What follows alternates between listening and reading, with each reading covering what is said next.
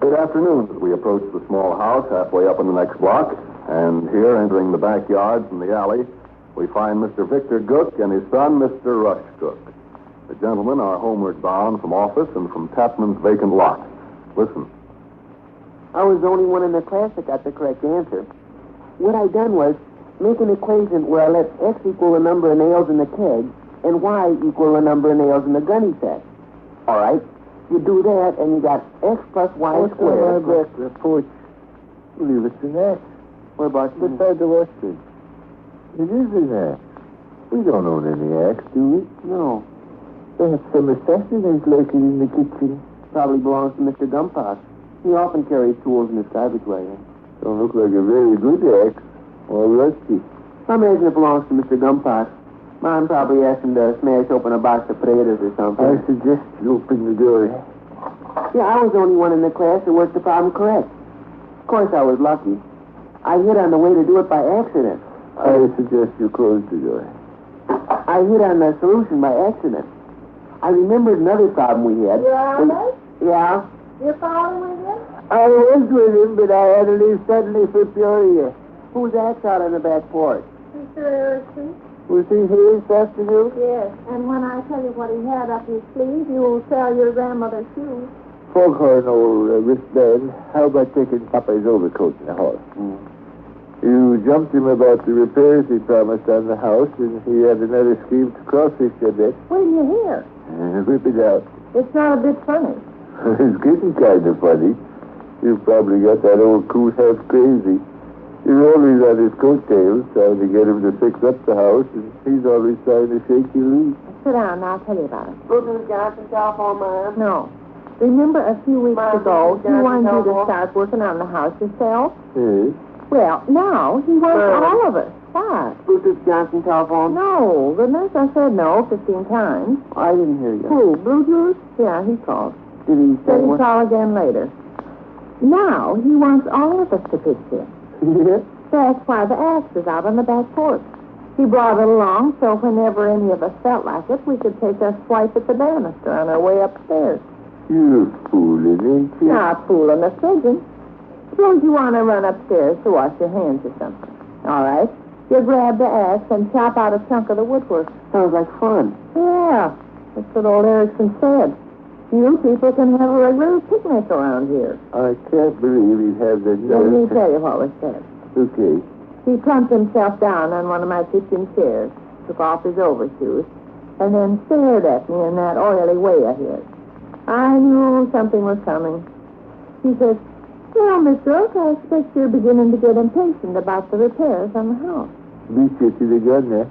How do you mean? Brought up the subject before you did. Yeah. I says, well, Mr. Harrison, I am interested in knowing when you plan to begin. He laughed, that greasy, patronizing laugh he's got, and says, of course, we more or less decided on some time in the spring. It's not spring yet.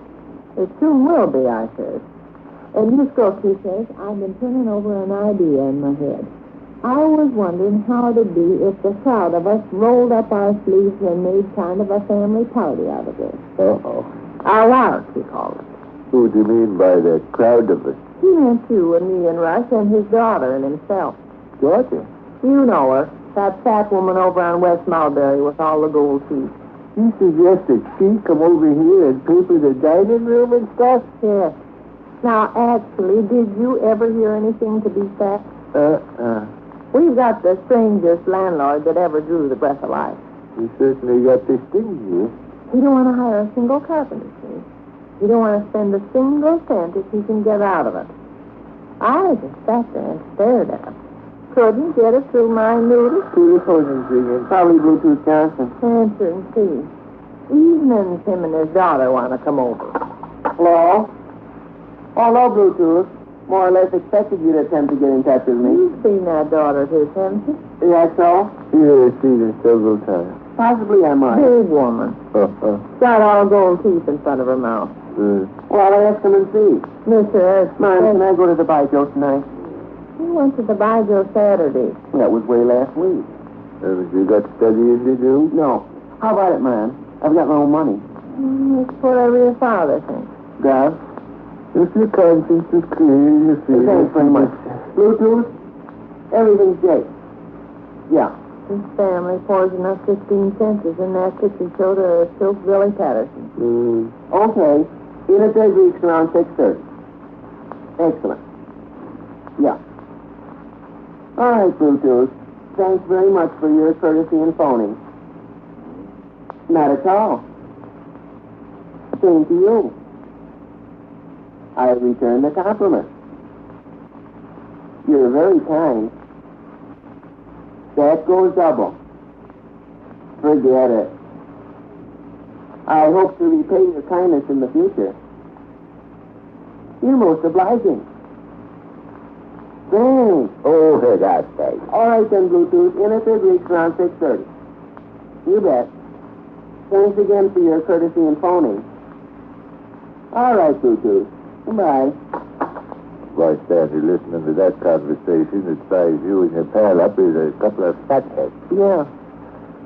Tell me more about this family picnic we're going to have tearing up the furniture. Well, they want to come over evening.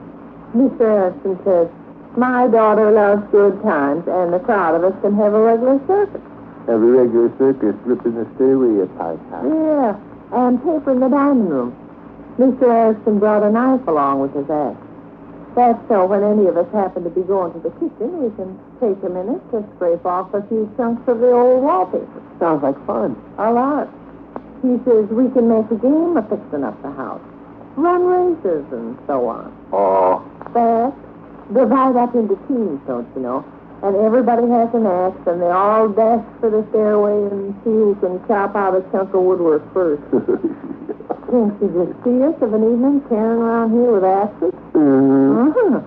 Police wagon would be here in 5 minutes. Kiddo, didn't you call him on any of that craziness? No, I didn't. I just sat there with my mouth hanging open. Thing of it is, I guess, he's got me pretty well worn down. I've been after him. Week after week after week, I've been after him. And just when I think I've got him in a corner, he squirms loose and whips out some wild notion like this one this afternoon. Had me so bewildered I didn't have a thing to say. I'd enjoy getting a good grip on an axe and taking a swipe at the stairway. In order to show me what a jolly fella he is and what dandy times we'd have together, he even crafted a joke. What is that? I was walking from the sink to the gas stove and my shoe squeaked. He says, your shoe squeaks. That means you haven't paid for them. Not much of a joke. No, but you should have heard him laugh.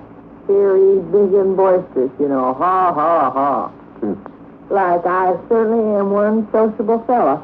You and your family spend your evenings with me, and you'll really enjoy yourself. Ha, ha, ha, he went. And it was kind of strange, too, because he never laughed. You know how sour he always looks. And like I say, I just sat there and stared at him. Never brought up a single objection. I should have jumped up and hollered, now you look here, Mr. Landlord. You promised you'd fix up this house, and you're going to do it. You're going to hire carpenters and paper hangers and get started within the next 2 weeks. But no, I just sat with my mouth open while he went on and on. Was there ever such a landlord in creation before? I doubt it. You people take me. I'm in favor of grabbing a good old axe and taking a swipe at the stairs. Hi, Georgia. Telephone is Yes, sir. Might possibly be Bluetooth Johnson again. Hello? Hello, Bluetooth. I just passed the remark to my parents here. It might possibly be you attempting to get in touch with me by telephone. I see. That suits me fine. Suits me excellent. In at the Greeks around 6:30. You bet. Thanks very much for your courtesy in calling, Bluetooth. Not at all. Same to you. That goes double. Allow me to return the compliment. Forget it. Thanks. Oh, I've got it. Yes, sir, Bluetooth. All right. In at the Greeks at 6:30. Yes, indeed. All right, Bluetooth. Bye. Where do you want this trip? Just checking up to make sure our arrangements were correct. You said you'd meet him in at the Greeks around 6:30 when you phoned before, didn't you? Uh-huh. And he phoned you again to ask you to meet him in at the Greeks around 6:30. Yeah, Bluetooth's a very careful individual. When he makes arrangements, they gotta be letter perfect. Nothing sloppy about old Bluetooth. You have to go to the grocery store, Willie. Okay. Vic, haven't we got a daisy of a landlord, though? Haven't we got a daisy of a landlord, though?